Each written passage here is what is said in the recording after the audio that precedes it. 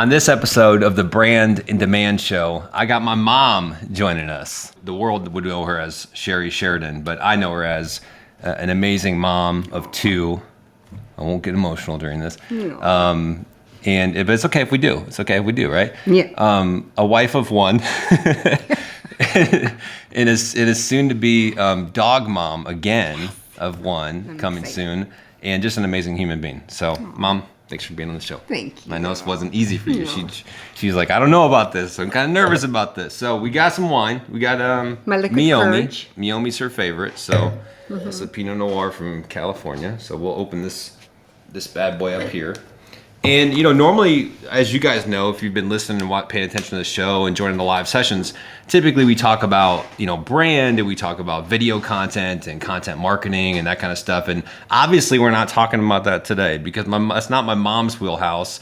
But we are going to kind of talk about things that are still relevant in the business world and the content world. And that's, how to build strong relationships and navigating through the entrepreneurial journey that I've been through and how family impacts that. And just some really good deep stuff that I think you guys will appreciate and get a lot of value from. So let's pour some wine. Get you first. Oh, thank you. That's good. We've had this a couple times, right? Yes.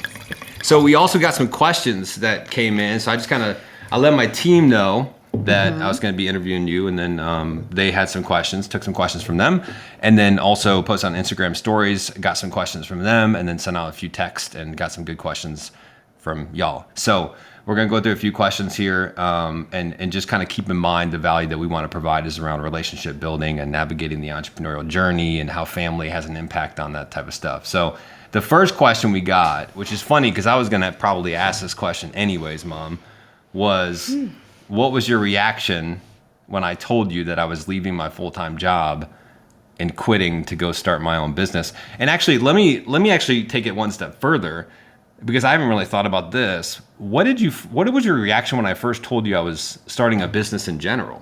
Because it's not like I just came to you and I was like, hey, I'm quitting. You knew I was like up to stuff and I was doing the business, right? Like part-time. So yeah, like on the side hustle. Like what was your reaction when I first told you that? Crazy. I completely did not understand it at all. But that's...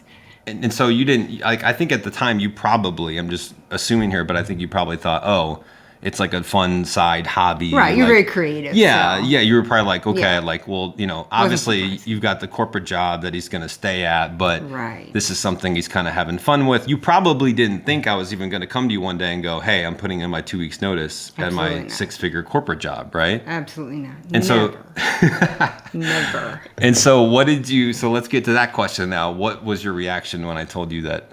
Terrified. I was terrified. I don't know. I just thought it was a hobby. I never realized that you could actually make a living doing this. Mm-hmm. What were you? So let's get a little bit deeper. And take a glass of your wine. Okay. Take some wine. Loosen up. Mm-hmm. What was your honest like fear? Like what did you envision that might happen that like really scared you? You'd probably have to move back home. You really thought that? No, I didn't really think that. It's okay if you did. No, I really didn't think you would. No matter what, I knew you would land on your feet. So I wasn't really worried about that part, but I was concerned. I mean, there's a lot to go. You had a family. Yes, right. So it wasn't just you. Right. There was a lot of people to consider, and I didn't want to tell your dad. I can't remember like when I actually don't remember the exact moment that I told you guys that I was like putting in my 2 weeks notice. I think it was a little bit of a build-up. There was definitely a build-up. There was a build-up. I remember there was like 2 or 3 months where like my business was going really well. You were spending more time doing that than... Yes. Yeah. My side hustle, and it was like starting to even impact my full-time job where I just like wasn't dedicating as enough time. And you gotta remember this is right in the middle of COVID. So this is, March, April, June, May 2020.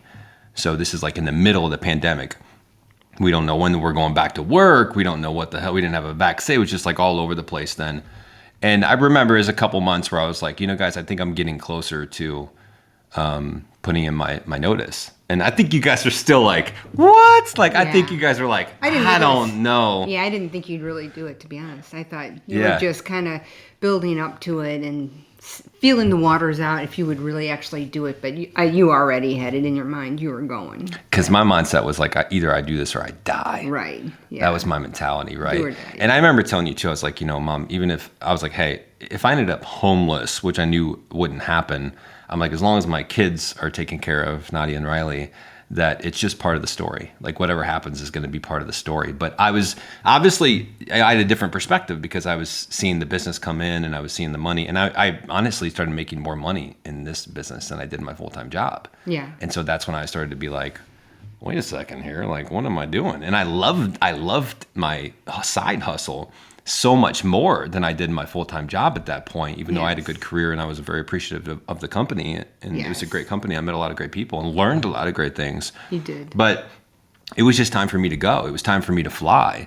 And to your point, I always had that kind of creativity and out of the box and kind of like, I just wasn't the average, like, kid. And like, I just, was writing raps early on. I was into music and like, you had a very creative side. Yes. I'm curious. I knew one day that you would develop that creativity because you couldn't be the average person that just sits behind a desk and does his work and does it well. You would always did your work well, very dedicated, but I just knew that you could never sit still like that. You'd have to be doing something creative and, that's just you. That's you. Yeah, very responsible. Yeah. I mean, even like obviously, I struggled with school, like in high school, like terrible in 3 different high schools and straight Fs one semester and stuff. But I think that to your point, like it wasn't my thing. It wasn't, and I knew it, right? And you just gotta like people are like, when should I know if I need to try this side hustle or like leave my job? Like you gotta feel it in here. And if you're going to leave your full-time job for a side hustle or something else, obviously there's a level of responsibility that you do have to your point, right? Like I had, 2 daughters. I have 2 daughters, so I have to take care of them. So I couldn't just be like, oh, if it doesn't work out, it's like moving your guys, No. I had to be responsible with it. So, but you got to feel it within. And I think deep down, a lot of people know what is right for them and what is not. But I think also society and, family and friends, things like that, sometimes sway what we end up doing. Oh, absolutely. Right. So you have to kind of, and I think now people are in a position that they haven't been in before, where there's a lot of examples and things to look at where you can say, okay, there's different paths here. But, in high school, there was never... It was just too structured for you. You had a different way of learning. Right. I mean, your dad always said that he knew you were really intelligent by just the questions that you asked. It wasn't necessarily, did your homework, you did this, you did that, you got A's, you got B's. That didn't matter. You were very intelligent and you knew the questions to ask. And that was just always... I knew in the back of my mind that you would be okay. No matter what, I knew you'd be okay because you just... figure it out. You just always figured it out. Land on my feet. Always. Well, and here's what I want to say for the audience, because there may be some people watching or listening that maybe there's a lot of family dynamics, Mom, this won't surprise you, that, entrepreneurial type people, they want to go, or even not even entrepreneurial, but they want to go a different career path. There's a lot of families that want them to be a doctor, a nurse, a dentist, or a lawyer or something. Their family was in finance and now they want them to be in finance. There's a lot of influence. And then when people veer off from that, sometimes there's like that, don't do that, right? Like it's either risky, which is what the case was here, or it's not the path we had thought that you'd go down. And so there's a little like that dynamic going on. But from my perspective, I would say this is scared and is risky as you thought it was, that you guys were just coming from a place of love. And that you cared about me and obviously Nadia and Riley, my daughters and your granddaughters. And so like I knew it was coming from a place of love, even though sometimes it was tough because I would be so excited about my stuff. And then I would sometimes talk to them and it was like, well, they weren't as excited, right? So, but what I will say though is that I still felt deep down as I started kind of showing them how this made sense and some of the results started coming in and I started making a living and I was able to do things and move out of the 1-bedroom apartment that I slept on a But it mattress. was a wonderful place. It was Yeah. a great beginning. It was such a good memory. It was such a great place. Like, you know, and we were literally physically so close because we slept in the same room. But it was like, and all the equipment everywhere. yeah, because my office was like our dining room table, our kitchen, and my office, like all in one. It was all in one, yeah. And and the heater was so loud that you'd have to turn off the heater. You had to literally turn off the heater if I was on video calls or doing videos. And then you'd forget to turn it back on and yes, it'd be freezing. Yes. And then I'd be like, it's like 58 degrees in the house. I'm like, ooh. But, you know, yeah, I had so many great memories at that place, and you guys coming over during COVID and like dropping the donuts. Like, I love that place. And like literally, I almost get emotional talking about it. But every time we even drive by that place, me and the kids like wave, and we're like, "Hey, old home, like we missed you, we love you." You know, old home. yeah, it's like it was such a good launch pad, and you know, and that's where I started the business. That's where, you know, Nadia and Riley went through an amazing phase. That's where I feel like we all got closer, you know, during COVID and all that stuff. Like, it was just it was a good time. Yeah, it was a good time. So, I mean, at the time, it seemed hard. Yeah, it seemed, you know, it was hard.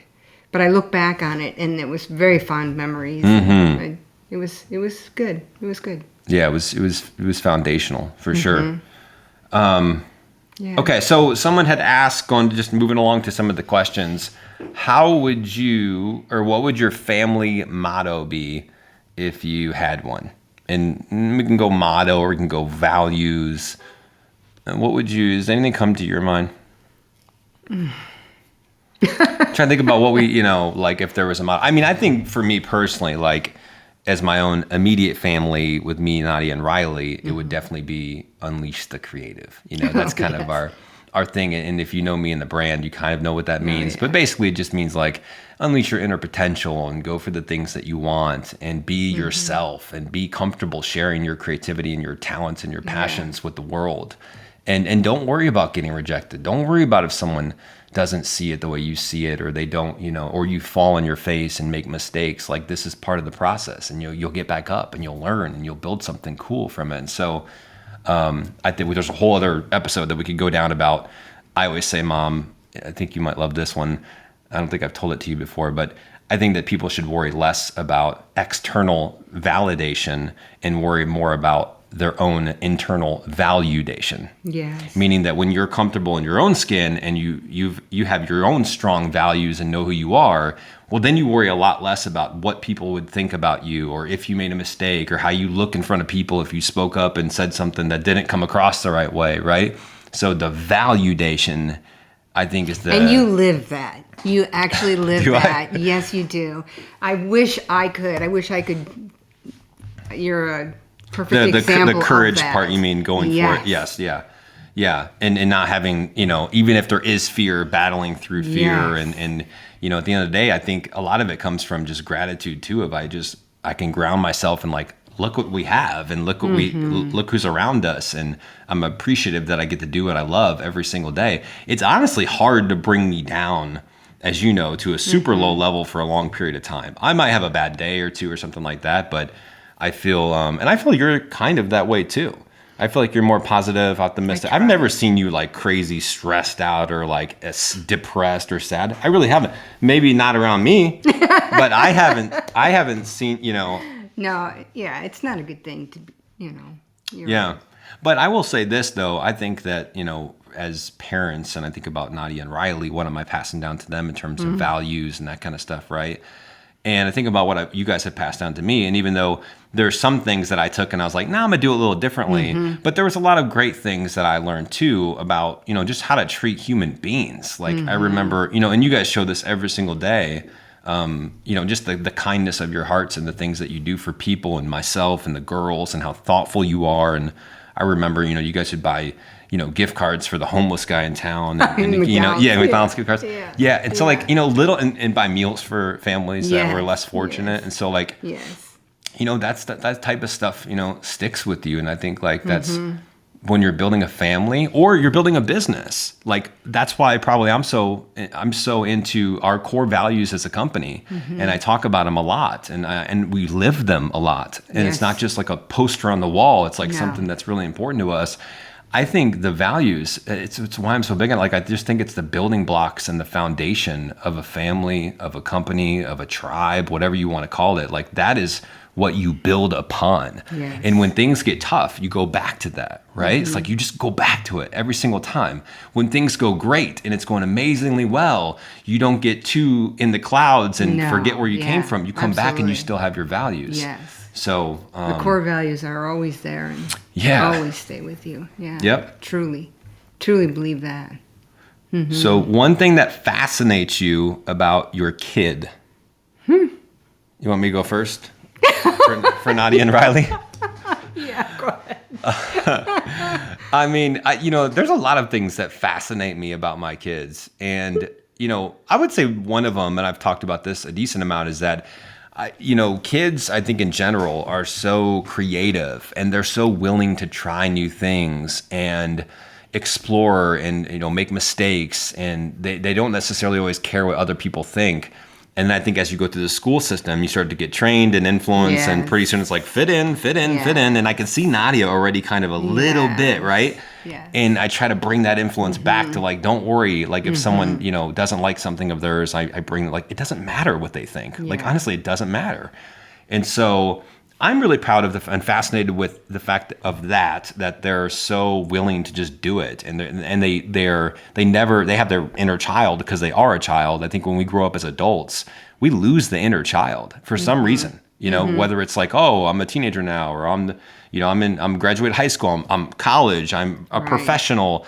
I can't be like, I have to lose that inner child. And I just don't think that's the case. I think the fact that with you. yeah. And if you see my creative videos, you know that I definitely like to have some fun, right? Yeah. Your humor is just, I love your humor. Thank you, Mom. So I'm fascinated by their creativity, their imagination. I think we lose our imagination as human beings, or as adults. Why do we stop thinking that we can do anything that we want to, that we put our mind to, and of course in a realistic way. Right. If I'm going to jump to the moon tomorrow or become an NBA player tomorrow, like there's some things that you got to be realistic with. But why do we stop imagining things? Why do we stop thinking that we can do anything that we want on planet Earth? And so those are the things that are really cool. I would say one more thing about Nadia and Riley that I've noticed even recently is just like their determination and their perseverance. And even though sometimes it drives me crazy, they will like fight for what they want, and they just won't give up. And there's been certain times recently with Nadia where I was like, I almost had to like pat her on the back and be like, hey, I'm proud of you for not giving up on that. Like, I'm proud of you for sticking with your guns and going for it. And she's like, wrestling around on the my gym thing downstairs. Yes. And as nervous as it makes me, I'm like, oh my God, don't like fall. Cause but I'm also like proud of her that she's like kind of taking some risk and like she's wanting to do something like that. So anyways, so that's mine. Anything, what's fascinating about one of your kids? You in particular? That could be me or Billy. I have an older brother named Billy. He's in the Air Force and he's in San Antonio. I wish he was here now. It'd be fun to I do do it. too. Yeah. Or we can just skip this question. No. We can come back. We can come back to it. You want to come back to it? Yeah, let's go back to it. Let's come back to it. How's the wine? It's good? Yeah, it's good. Okay, so let's move on to some of the relationship type things, okay? This is going to be fun. So we got a couple questions like how to build strong relationships, 3 qualities you look for in a partner, significant other. But Mom, I thought it was really interesting with us is that like, we didn't always have the greatest relationship, especially in high school, and I was like getting in trouble and stuff. But, at a certain point in my 20s, like the light bulb flipped, right? Absolutely. Like it switched on, and I was like, I don't know, maybe it's a combination of like you guys coming out when I was in college and like we'd do the wineries and hang out and stuff. And like we had some great memories. Gosh, yes. But I do remember like when it really flipped was I felt like when we started talking on the phone more. And, I would leave work and at the time I was working in Schaumburg and I'd have a 45-minute drive back to St. Charles. Yeah, I missed that. And I would call you, remember? And we would just talk. And sometimes we would talk for the whole ride. Yeah. Like we would just talk. I gotta go, I'm home. Yeah. And I would say maybe it wasn't every single day, but it was definitely multiple times a week, right? Yes. And then you'd call me or, whatever. And so do you remember, like, was that something that consciously you're like I've got this, like, me and my son have a better relationship with her, or is it just it just happened over time? Like, I don't know if you've ever thought of that. Well, I think early on, when you were little, we had we were inseparable. And then when you got to your teens, you did the teen thing. Yeah, yeah. But then as you got older, you came back to, your kind, sensitive. I don't know. You were more vulnerable, and it just, you just, I don't know. It was just you were so vulnerable then, and you really, I don't think you held back talking, and it was just like I could listen to you and really hear that you had a lot on your mind, but it was all good. It was good. I think that's interesting. Yeah, I do feel that evolution that I went through for sure. Where I think when I was like high school, teenager, I was like locked in and I wouldn't share things, and like I was pretty like in my own thing.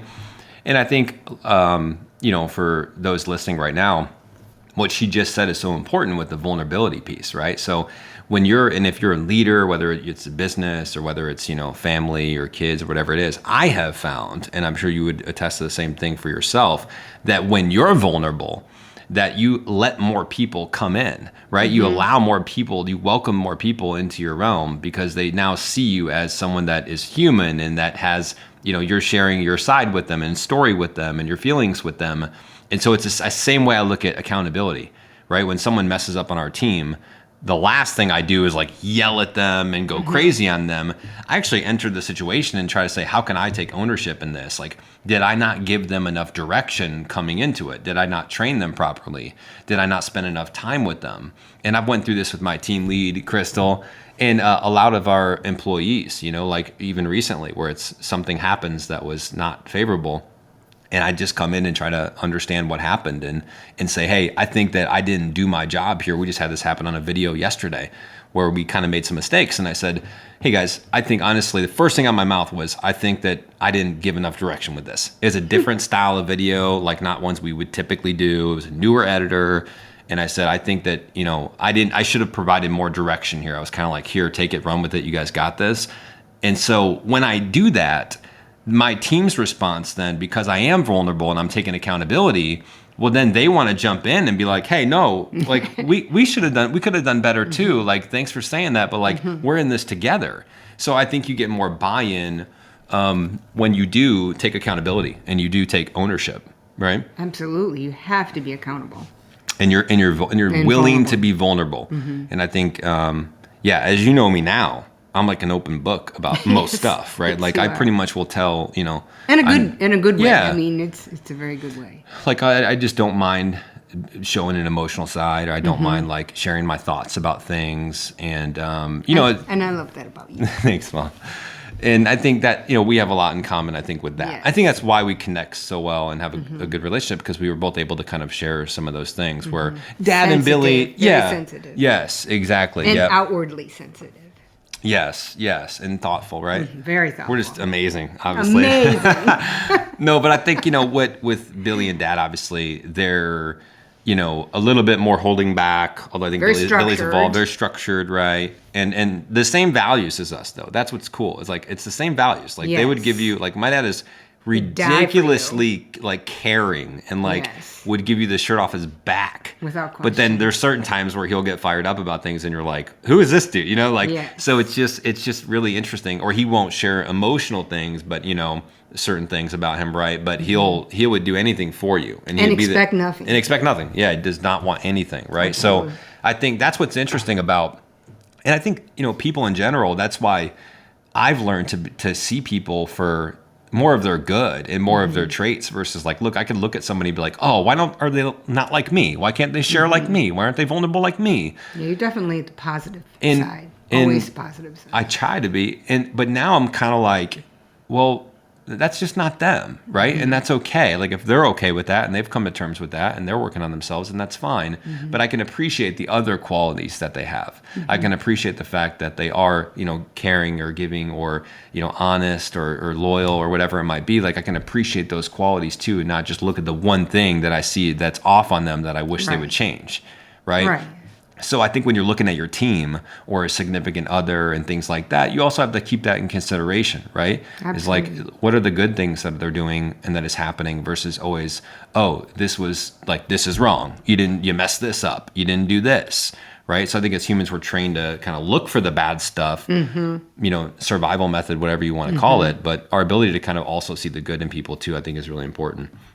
So the other question was, why does building strong relationships matter so much? I think we need people. You don't want to do it all by yourself. You need people. Yeah. I love people, but I mean, I don't have a lot of friends, but what I do have, they're true. I have a lot of acquaintances and a few friends, but I need them and they need me, and I think it's important. Yeah, I think so too. I think like as human beings, we're not meant to be alone. Like certain people that would want to be more siloed, but I think for the most part, like we, say that. Yeah, really true. We're tribal, like we want to be with other people and companionship and that kind of stuff. And I think, from a business standpoint, just to go here for the business owners, entrepreneurs that are listening, you need a team. You need a team. Like, it depends what you want to do, right? Yeah. But if you're scaling a business, then you're going to, eventually need to hire a team, or you're going to be stuck in solopreneurship your entire life. And maybe that's the plan, and that's totally fine if that is the plan. But if it's not, you're going to need a team. And, relationships are speed. They give you speed. They allow you to work faster together, and you can cut through the bullshit. And there's no, I got to be on eggshells with this person because I don't want to say the wrong thing. So I'll just like beat around the bush, right? And then 2 months later, that problem comes up, and it's like, why didn't we talk about this 2 months ago? Because I didn't really have the relationship with you to tell you that. So it's like having a good enough relationship where, to me, it's like I can care and love you and be there for you all day and night. But at the same time, I'm going to like push you and challenge you. And if there's something that I feel like that you could work on that I see, like I'm going to tell you, I'm going to talk to you about it. Right. If it makes sense to you can have spirited conversations. Yeah. And benefit from that in both ways. Right. Like health, like just healthy conflict, right? Like you have to have some healthy conflict. So I think they matter for, just being a human being, to have people in your corner and have people that you lift up and they lift up you. And, to me, like even when you're people always say like, oh, your best friends when you're, they're there for you when you're going through a down time. I actually think that too, it's a little bit of the opposite as well, is when you're going through a great time and you're succeeding, who are the people that are really cheering you on? Yes. Because a lot of times, and I've noticed this too, like when I was down, it was like, oh, Alex, and then when I started finding success as being a business owner and starting my own company, and now company number 2, it's like certain people are like, they don't want to talk, or they don't want to hear about it, or they don't want to ask. They just want nothing to do with it anymore, because it's like, well, you're successful, and then they feel like, because of maybe they're insecure, or they feel like you rising up is somehow making them lower. Yeah. But the reality is, we're all on our own journey and path anyways. There is no like core. Core is still there. Right. There is no like levels that like, oh, I'm here and you're here and this person's here, and like there's no levels to life. Like you're on your own path. You're on your own journey. And so you got to embrace that and figure out, how can I make it better for me? What can I do to improve as a person, as a business, as a leader? Boy, I did good with this boy. I'm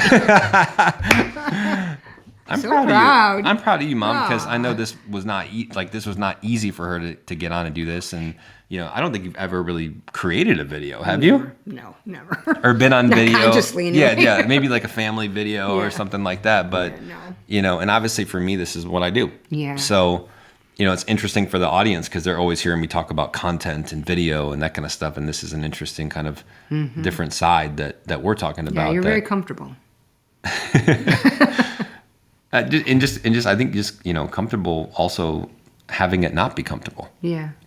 Like getting outside of my comfort zone and being comfortable with that. Right. That's how you learn, though. Yeah, exactly, right? Yeah, absolutely. So how to build strong relationships? What advice would you have? Anything come to mind with if someone's like, really, let's just pretend someone's out there right now and they're struggling to build a relationship with somebody. Maybe it's on their team, maybe it's with business, maybe it's relationship or friendship or whatever it is. Like, or maybe it's a mom and dad or a mom and son or a daughter and dad or daughter and mom or, sisters or brothers. What would you What would you say? I mean, you always have to be an example. You always have to live what you say. You know, you can't just say, do this, do this. You have to live it, and you have to be genuine about it. You know, I mean, I don't always need a tap on the back to do something. Most of the things that your father and I have done, even like you used the example, like there was a young couple with a baby in a restaurant, and we were just eating dinner. We had no idea this couple. I have no idea who they were, but it was cute, and they were eating. And when they were eating, we finished, and we went to the waitress, and we paid their bill. Now, we didn't say, well, tell them that it was the couple sitting over here. No, we just did it. You know, you don't always need recognition, but you have to live it and be an example, no matter what. It's giving without expectation in return, right? Like just because it's the right freaking thing to do. Right. Man, there's so many things I could go on with that. I would say for me, keys to building strong relationships is you definitely have to live it. Like I think the values piece is important, putting values in place, and then like living it, being that person. Like, you know, listening. Yes, listening is a great one, right? So being empathetic when you come into a situation and you're, you know, it's funny how as human beings, like we interpret things very differently. Like I could say one thing that I'm like, oh, I meant it like this. And then you could interpret it and go, fucking, that's the complete opposite of what I thought it was, you know? And so I think like coming into a situation and saying, hold on, let me understand a little bit here. Like what's really going on? And I think your ability to communicate. Openly, right, is really big in a relationship. I mean, I think that's where it starts. Like if there's a problem in a relationship or you want to make it better, why not communicate to that person and say, look, I think we're here right now, like and listen to them and hear them out and say, I want to make this thing better. Like I want a better relationship with you. Like I want a better marriage. I want a better, you know, relationship or partnership or, you know, working relation, whatever it might be. Like I think take the step. Just tell them. Just come out and say it. You don't got to beat around the bush and try to like work on it secretly without them knowing. Just say, hey, here's how I feel. Right. And I think there's some things that I'm not doing as good as I can be doing. Again, taking ownership and being vulnerable, letting them in. This is what I'm trying to do in my life and in the business. And like, this is where I'm at. And, you know, I feel like I could be doing more with you and we could have something better here. How do you feel? Right. And then get their take. And then from there, you guys can kind of build together. But I will say this, like, I do think, because the next question was 3 qualities you look for in a partner or a significant other. I do think there's a few things that need to be in line for it to make sense for you to go down the path. Like, I think if you have different values, it's going to be tough, right? Like, it's tough to go down a path in a journey in a relationship with somebody when you just see things like your values are way off, right? Unless they're just poor communicators. Yes. Yeah. Yeah. Right. That could be a whole other thing, right? Where maybe it is in line, but they can't communicate it to you, or there's a problem with communication. But yeah, values have to be in line. The values have to be in line. The other thing I would say is the vision has to be in line. And like for a romantic relationship or, you know, maybe a business partnership, you guys have to want to go to similar places, right? Like there has to be a kind of an agreement of like, where are we going with this business or this life? Or like, what are we trying to build together, right? So you got the values, you got the vision. And then the third thing I would say was like lifestyle. Is like, what do you want the day-to-day stuff to look like? Like, what's important to you? You know, is this person like how you communicate? Is there playfulness? Do you have fun? For me, that's important. Like, I would never be with somebody that was like ultra serious all the time. Like, I want to have fun. Like just nothing crazy, but just like little stuff throughout the day. Like when you're making lunch or like, and so humor. And you know, being able to, you know, to have deep conversations like this is really important to me. Like, this is the lifestyle. Like, this is not every single conversation needs to be deep, but I want to be able to go there with that person. And so, like, that's kind of lifestyle, what I mean. And then, of course, there's a certain maybe financial aspect to it where you want to live a comfortable life and make certain money and that kind of stuff. But I would never be with somebody that wants, like, you know, all the flashy stuff and wants to drive a Lamborghini and, you know, Louis Vuitton, everything. And like, you know, they value material stuff so much because I just don't value material stuff. I mean, I'm not a high maintenance person myself. So. I mean, I buy $9.99 shirt, like a $10 shirt. And you wear it well.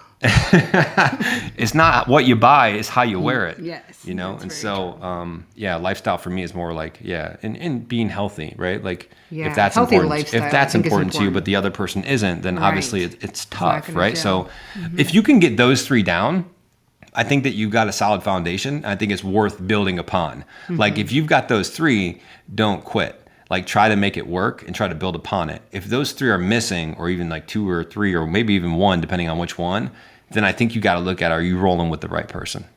Because at that point, it's tough to even make it work. Even if you can make everything else good. If you don't have those three, it's tough because that's the foundation. Absolutely. So, this has been so much fun. Closing thoughts. What are your thoughts? Tell them a story real quick about the nails, though. I think. When Alex was little, this was probably kindergarten. No, it wasn't that young. No, it had to be like second grade because we moved already. Yeah, second or third grade. I'd say maybe. Yeah, because we lived in a new subdivision where all the houses weren't built yet. It was a cornfield, and they were just starting to build houses. And there's a lot of construction around in big bins where the construction guys, well, Alex would do what we call dumpster dive. And he would take out things from the dumpster, like nails and all stuff that the contractors just threw in there. And he would go around to all of our neighbors and sell these things. And we didn't know he was doing this, but they would actually buy from him. Even our priest, Father Franzen, bought from you. And it was just, that was the entrepreneur in him. And then he would go to the library and buy books. Used books. Is that what I did with the money? Yes, used books. Which I don't know why I did that, because I definitely wasn't reading anything. No. They were picture books, so I don't know what he was doing, but he'd come home with a stack of them. That's so funny. I think I read Goosebumps was maybe the only book I read as a kid. Like I never read anything. And I still am not a big reader, but what do you remember? Like when I got into music, though, like remember my goodness, that was a big thing for me. Like, if you guys have seen writing music, yeah, and we bought him drums, and he had what do you call him? Beat maker, and we were always trying to support him doing all those kind of crazy things, and some of his raps. We were just like, oh my gosh, I don't even know how he thinks about these things. And I'm like, what are people going to think? He's writing raps.